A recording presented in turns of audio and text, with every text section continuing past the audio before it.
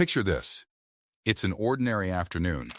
You're walking from your living room to your kitchen, the same path you've crossed 1,000 times. And then, in 1 second, with no warning, you're on the floor. Nothing tripped you. The rug was flat. So what happened?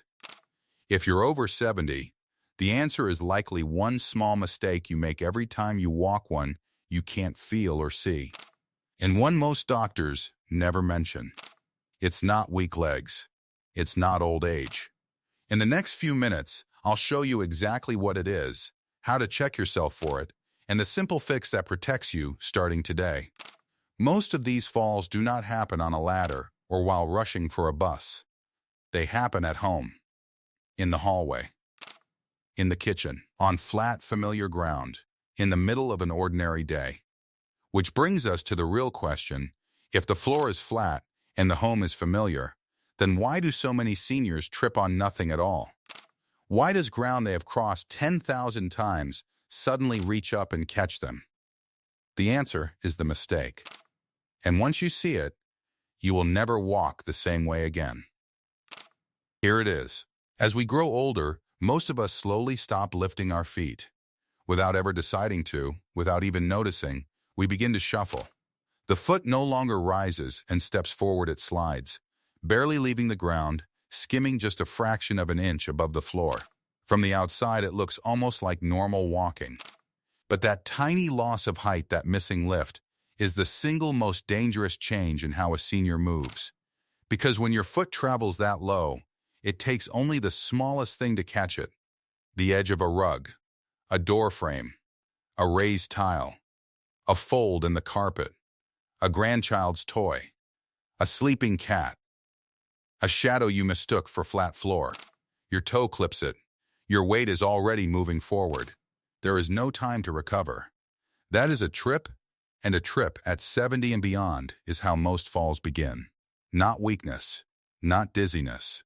A toe that caught because the foot was traveling too low. So how do you know if this is already happening to you? Here are 3 quiet signs, and I want you to check yourself, honestly, as I say each one. Sign 1, listen to your feet. When you walk across a hard floor, do you hear a soft scuffing or sliding sound instead of a clean footstep? That scuff is the sound of a foot that has stopped lifting. Sign 2, look at your shoes and slippers.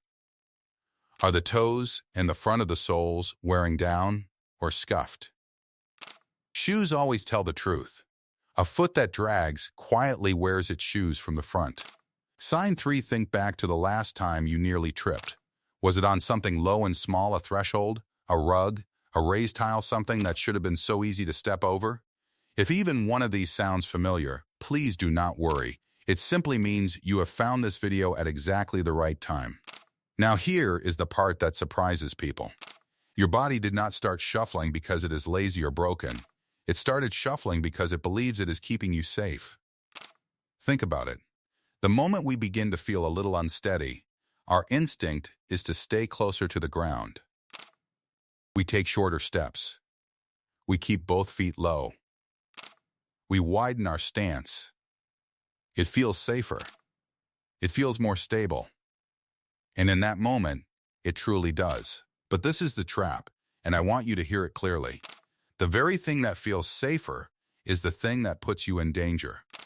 By keeping your feet low to stay stable, you quietly give away the one thing that actually protects you from tripping. Clearance. Height. The space between your foot and the floor. So the more afraid a person is of falling, the lower they walk. And the lower they walk, the more likely they are to catch a toe and fall. It becomes a silent cycle. Fear leads to shuffling. Shuffling leads to trips. Trips lead to even more fear, round and round, tighter and tighter, until one ordinary day, on flat familiar ground, it finally happens. And there is a deeper layer that makes this even more urgent to fix. When you stop lifting your feet, 3 other things quietly weaken at the same time, and you feel none of it happening. First, the muscles at the front of your hips, the ones whose only job is to lift your knee, go quiet, because a muscle that is never asked to work simply fades. Second, your ankles stiffen, So even when you want to lift and clear the ground, the foot can no longer flex up the way it should. And third, the important one, your brain slowly loses the habit of planning each step. A younger person scans the floor and lifts the foot automatically, without a thought. Shuffle for months or years, and that automatic lift disappears. Now, every uneven surface in your home becomes a hidden trap. So the shuffle is not one small mistake. It is a doorway leading to weaker hips, stiffer ankles, and a brain that has stopped protecting your feet. But here is the hope I want you to hold on to. It works in reverse too. Fix the walk, and all three of them begin to come back. At any age, let me make this real for you. Imagine a woman, let us call her Margaret, 74 years old, sharp as ever, and proud of living in her own home. Over a few quiet years, without her ever noticing, her steps grew lower and lower. Her family simply thought she was slowing down. Then one morning, her toe caught the edge of a small bathroom mat she had stepped over for 15 years, and in 1 second, everything changed. But here is what I need you to understand. Margaret's fall was not caused by weakness. It was not caused by age. It was caused by a habit. And a habit is something you can change. So let me show you the 3 simple corrections that rebuild a safe, strong walk starting today. The first correction is the most important, and it is beautifully simple. Lift your feet. That is it. Consciously, deliberately pick each foot up off the floor as you walk. Not a high march, not exaggerated, just a clear, honest lift, so your foot has real space beneath it before it steps forward. I want you to try it right now, even sitting in your chair. Lift one foot off the floor. Feel that muscle switch on at the front of your hip. That small muscle you just felt is one of the muscles that keeps you upright and safe. Now set it down and lift the other. For the next week, every single time you walk through your home, give yourself one gentle reminder. Lift.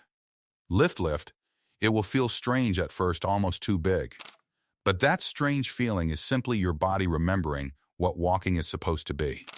The second correction is how your foot lands. A strong, healthy step lands on the heel first, then rolls smoothly through the middle of the foot to the toe.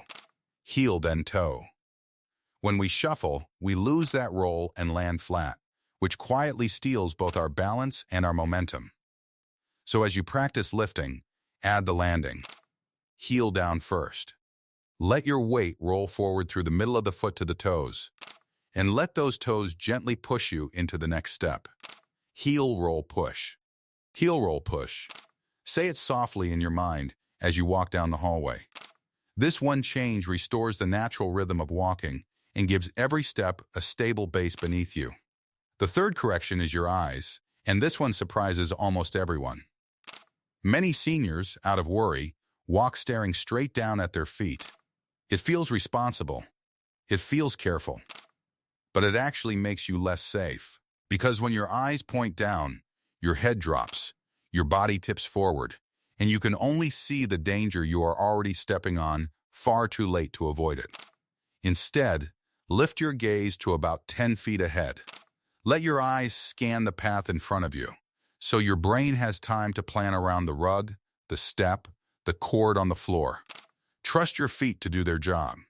They will follow a calm, confident gaze far better than a frightened one pointed at the ground. Now the 3 simple movements I promised to rebuild the muscles behind a strong, safe walk. No gym.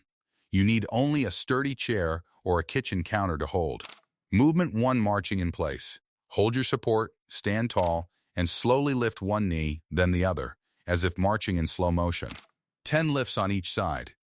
This wakes up the hip muscles that lift your feet. Movement 2, heel raises.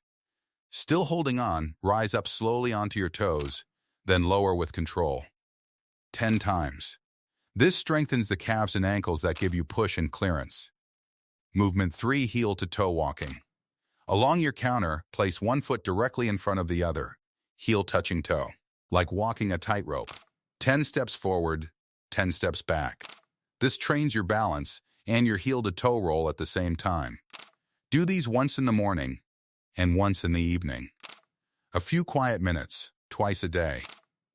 Within 2 to 3 weeks, most people feel their steps grow lighter, taller, and far more sure beneath them. So let us bring it all together. The one walking mistake that causes most falls after 70 is the shuffle, that slow, invisible habit of no longer lifting your feet. It feels safer, but it quietly steals your clearance, silences your hips, stiffens your ankles, and teaches your brain to stop protecting you. And the fix is to do the brave, opposite thing. Lift your feet. Land heel to toe. Lift your eyes to the path ahead. And spend a few gentle minutes each day rebuilding the muscles that carry you through your life. You are not too old for this. The body responds at every single age. The very same steps that quietly put you at risk can, with just a little attention, become the steps that keep you independent, upright, and free for many years to come.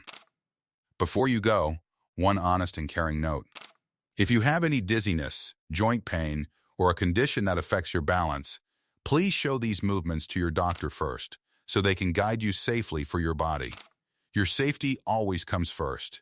And if this helped you, share it with someone you love who is over 70, because this one small change might be the very thing that keeps them on their feet.